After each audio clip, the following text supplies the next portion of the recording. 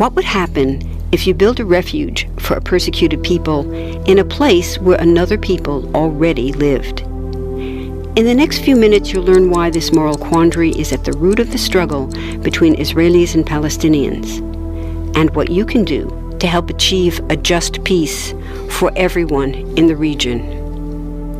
First, there are a couple of things it's helpful to understand. One, many Jews fled harsh persecution in anti-Semitic Europe, especially the Nazi Holocaust. Zionists encouraged massive immigration to historic Palestine, at that time a British colony, where Jews had an age-old connection and where small Jewish communities had long existed among larger groups of indigenous peoples. But when the UN offered the Jewish immigrants the majority of the land for a new state called Israel, for the indigenous Palestinians who lived there, it was a massive destruction of life.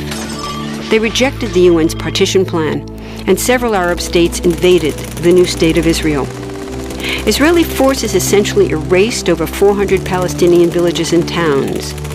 By the end of the fighting, Israel controlled 78% of historic Palestine.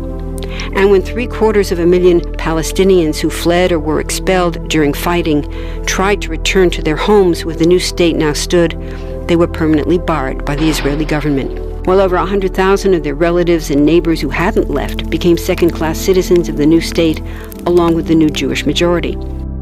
Today, Palestinian refugees and their descendants number in the millions. Most are in the Gaza Strip, the West Bank, and Jordan. Many are spread throughout the world, with millions still living in refugee camps, seeking to return to their homeland. To sum up, one group of refugees found a much-needed home, but in the process, a new group of refugees was created.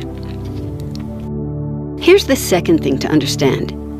Israel was founded as a Jewish state. But now ask yourself, what exactly does that mean? People had lots of ideas about what a Jewish state should look like. Some called for equality for all citizens.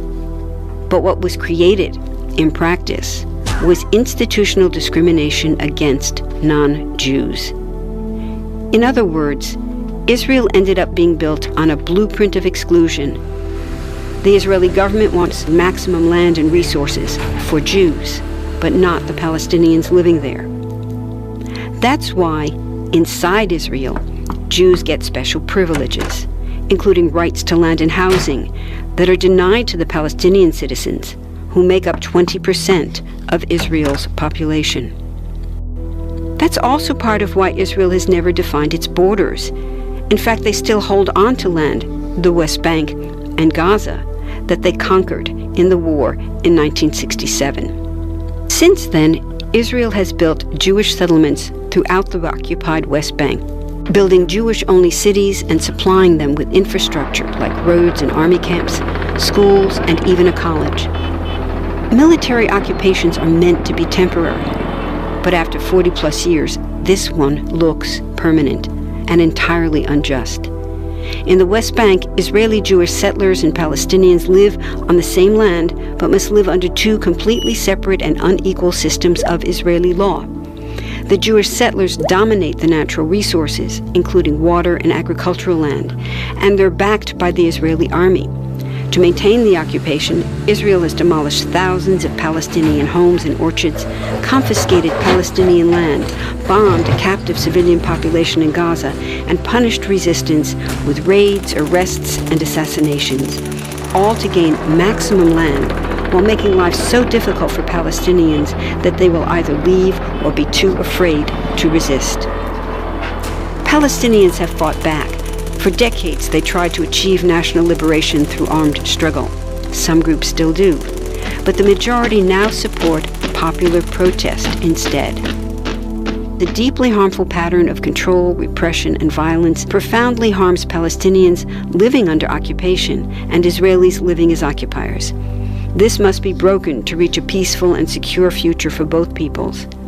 Now that you understand the problem, what about the solution? What about peace talks?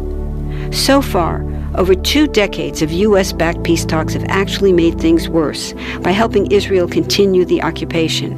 It's been years of talking while Israel massively expanded the Jewish settlements and literally redrew the map.